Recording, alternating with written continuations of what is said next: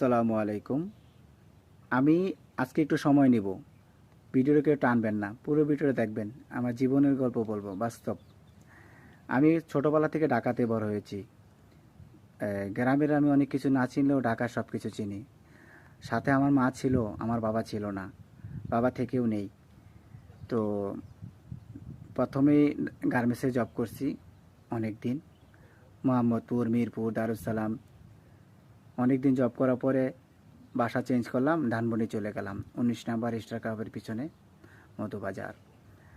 তো ওইখানে যাওয়ার পরে নিউ মার্কেট এরিয়াতে, ওইখানেও অনেকদিন গার্মেন্টসে জব করছি। জব করার পর আমি যে বাসায় ধানমন্ডিতে ভাড়া থাকতাম, ওই স্যারে কাকরাইল রুবার্ট স্কাউট অফিসে জব করতো। তো উনি আমাকে বললো, গার্মেন্টসের চাকরির থেকে এই চাকরিটা ভালো, তুমি করবে? আমি বললাম হ্যাঁ স্যার করবো। তো ওইখানে আমি জব করলাম অনেকদিন কাকরাইলে। জব করার পরে ওইখানে কি আরেক স্যারের সাথে পরিচয় হলো, 2-3টা স্যারের সাথে। ওনারা একটা নতুন বিজনেস করবে বাইং হাউজের। তো বাইং হাউসে আমাকে অফার দিল, অফিস নিল পান্থপথ বসুন্ধরা সিটি, ওই এই রুটে পান্থপথে। তো ওইখানে আমি অনেক দিন জব করলাম।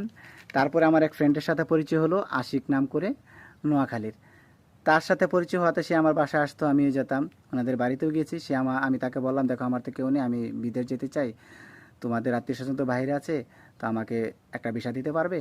সে বললে দিতে পারবো, টাকা তো লাগবে। আমি কোনো সমস্যা নাই, টাকা আমি ম্যানেজ করবো। তারপরে পাসপোর্ট করলাম, সে ভিসার ব্যবস্থা করলো। তো বাইরে যাব, টাকা তো নাই, নিজের মাত্র 20,000 টাকা ক্যাশ আছে। আত্মীয় স্বজন সবাই বলছে, কেউ টাকা দিল না, চাচা মামা সবারই দেওয়ার সামর্থ্য ছিল, কেউ একটা টাকা দেয়নি আমাকে, আত্মীয় স্বজন। তারপর শুধু আমার বোনে 20,000 টাকা দিছে। তো আমি বিয়ে করার জন্য প্রস্তুতি নিলাম, ঢাকা, পুরান ঢাকা, তারপরে পুরান ঢাকার আশেপাশে অনেক জায়গায় মেয়ে দেখলাম। আমার বাসা তো আসলো দেখার জন্য, কিন্তু আমার যে বাসা ভাড়া থাকতাম ওনারা বিয়ে করতে দিল না। আমার আম্মু তো রাজি হয়নি, কিসের বিয়ে করবি এখন।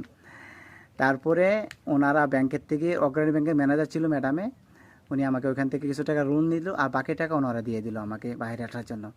তো নিজের থেকে পর অনেক ভালো ওনারা যে হেল্পটা আমাকে করছে, এই হেল্পটা যদি আমার আত্মীয় স্বজন করতো, আমি মানুষের কাছে তো ছোটো হতাম না। কিন্তু ওনারা আমার কাছে এখনও অনেক দামি। আমি ওনাদেরকে সবসময় শ্রদ্ধা ও ভালোবাসা করি। মারা গেছে, তারপর ওনাদেরকে আমি অনেক ভালোবাসি, সবসময় দোয়া করি। তো আমার বাবা ছিল না, বাবা না থাকাতে একটা ছেলে মেয়ে যাই হোক অনেক কষ্ট হয়। আমার মা অনেক কষ্ট করছে আমার জন্য। তো আমার মার জন্য সকলে দোয়া করবেন। বাইরে আসছি, আসার পরে এখন ছোট্ট একটা ঘর করেছি, টিন সেট, গ্রামে। তখন মা গ্রামেই থাকে, আল্লাহ দিলে ফ্যামিলি নিয়ে। তো আমার ভিডিওটাতে আপনারা প্রত্যেকেই শেয়ার এবং লাইক করবেন।